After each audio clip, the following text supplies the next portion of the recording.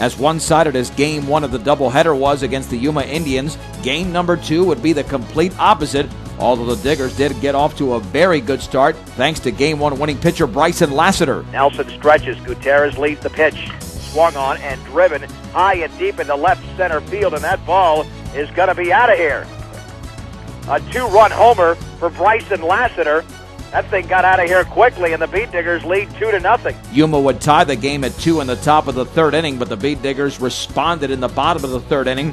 Travis Bass walked, Josh Gutierrez singled, Terry Steiner drove in a run, and then Pepe Aguilar had the biggest hit of the frame. It'll be a 1-2 pitch. Here it is. Breaking ball is lifted high and deep to left field. That ball has plenty of carry. Banderay back, and it is gone! A home run on top of an automobile for Pepe Aguilar. A 2-run blast on a hanging curveball, and the Beetdiggers have 4 in during this third inning. They now lead 6-2. But just when you thought the Diggers were controlling this game with a 4-run lead and Josh Gutierrez pitching well, Yuma came up with 5 runs in the top of the fourth inning on a 2-run single from Zane Walker and a 3-run double from Matt Banderay.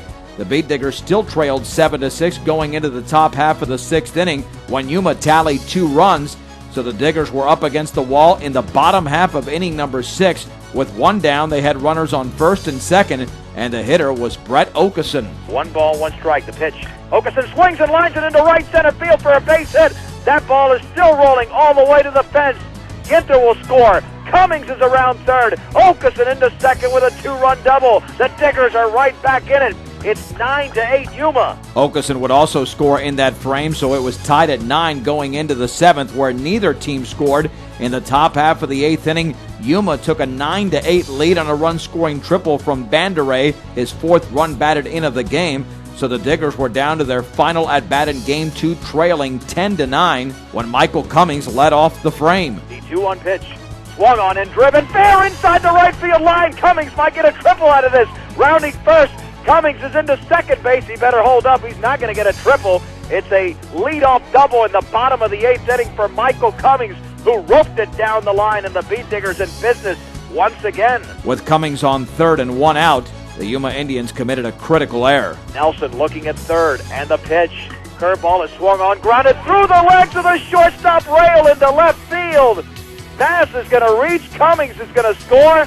And the Beetdiggers tie the game at 9, and now both teams have committed 4 errors. Later on in the inning, there were 2 down, and Terry Steiner was looking to end this thing and give the Beetdiggers another win. Stretched by Nelson, the pitch. Swung on line to right field, and that's a base hit!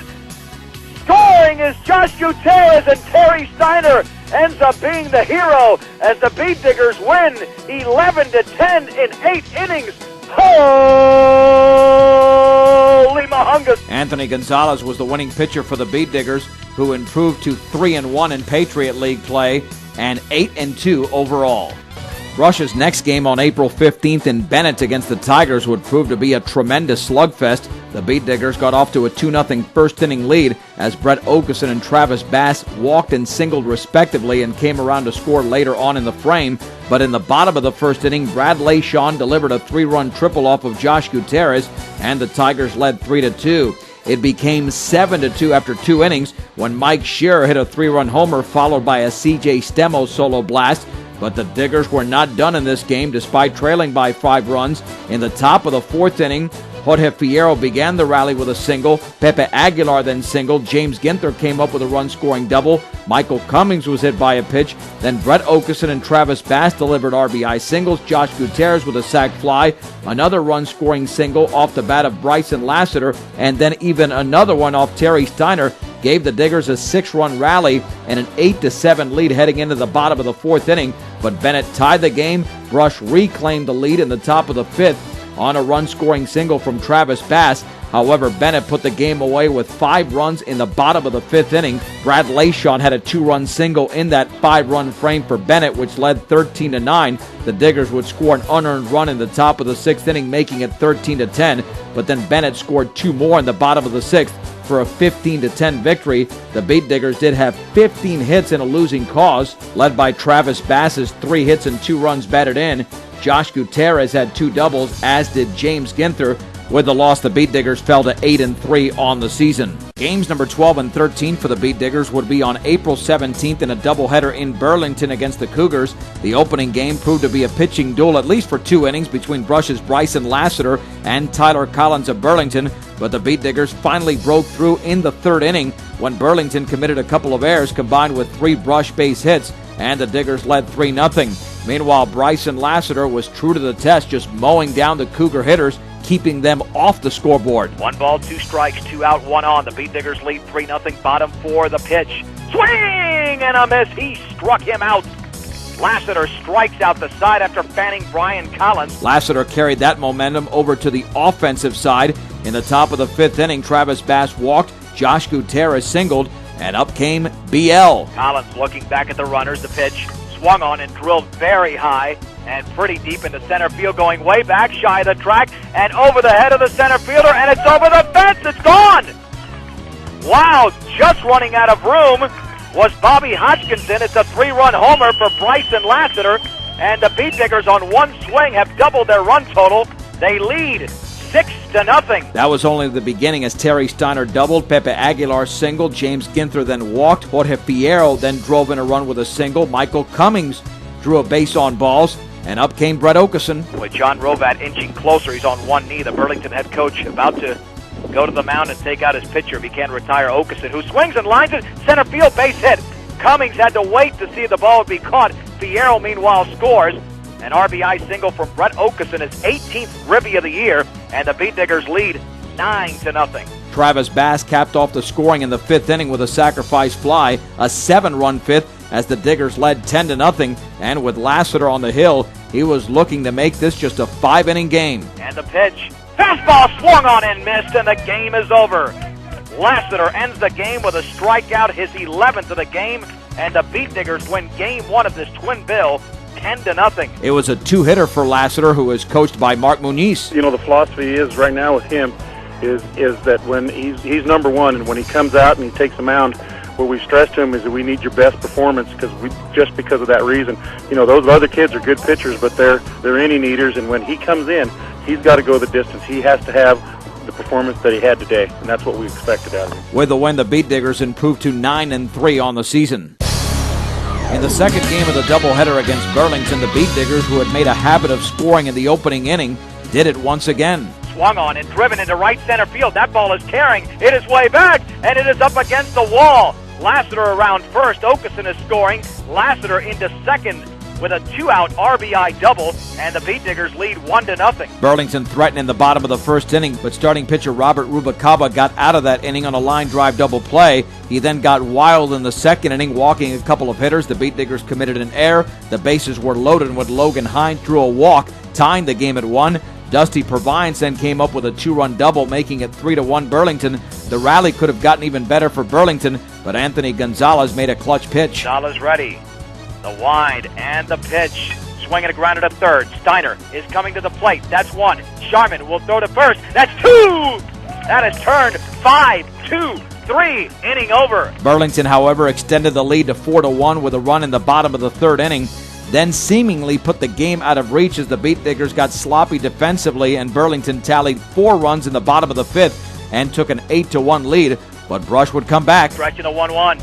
Swung on and lifted towards right center field. That one might travel for a while. It's in the gap. Cut off by Hodgkinson. Rounding third and scoring is Gutierrez. Racing to third is Lassiter on the RBI single from Steiner. And the Beetdiggers trying to rally in the 6th.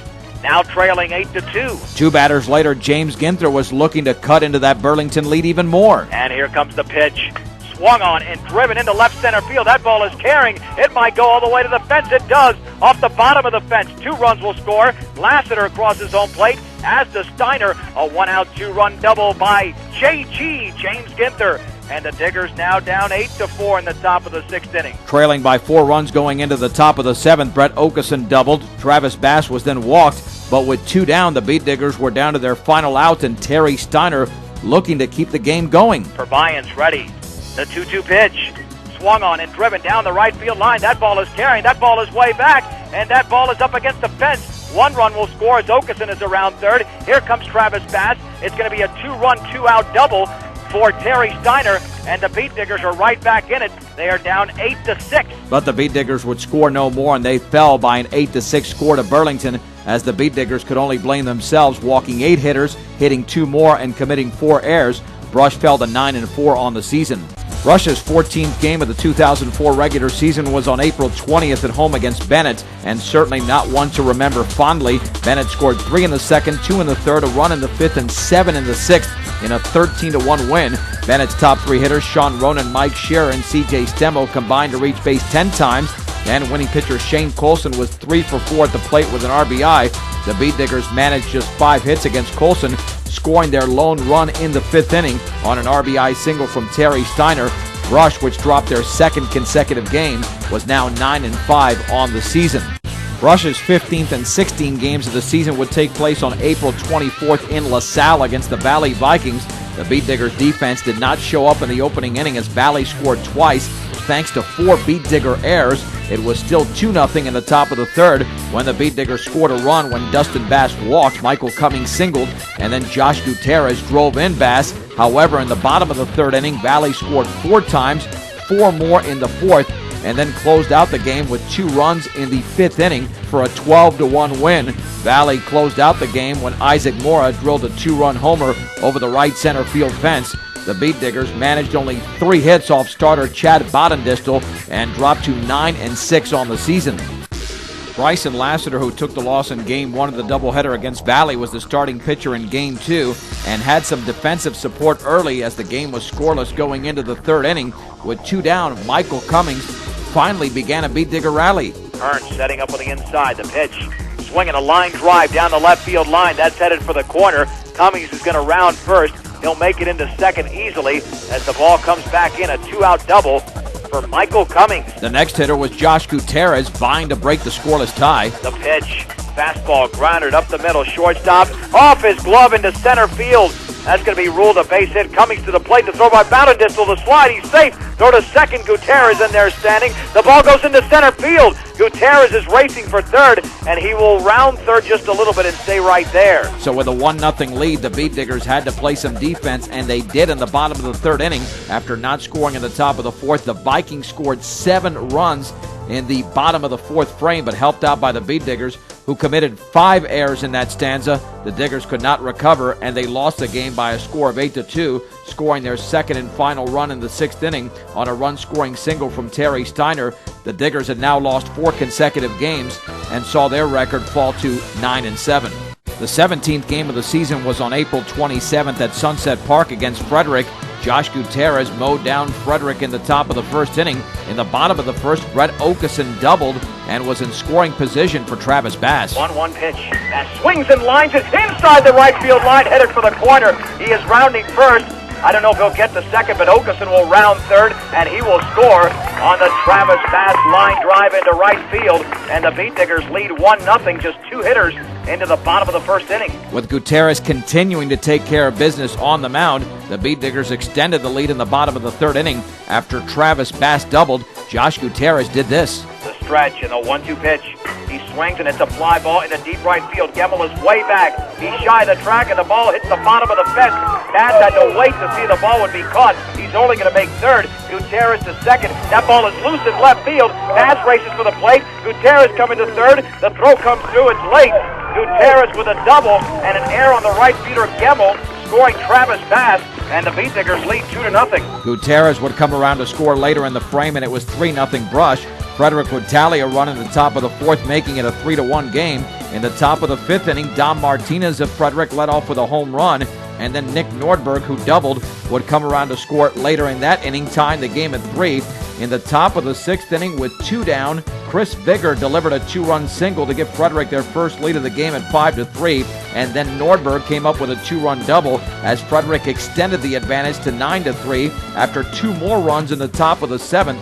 Frederick was up by 6 runs, but the Beetdiggers would not give up that easily. Brett Okeson led off the bottom of the 7th with a single. 2 batters later, Josh Gutierrez was at the plate. Stretch, the pitch, swung on in line into right center field to his left, diving and not making the catch is the center fielder, Andy Caldaway. That ball headed towards the fence. Scoring is Okeson. Gutierrez in the 3rd with a 1-out run-scoring triple.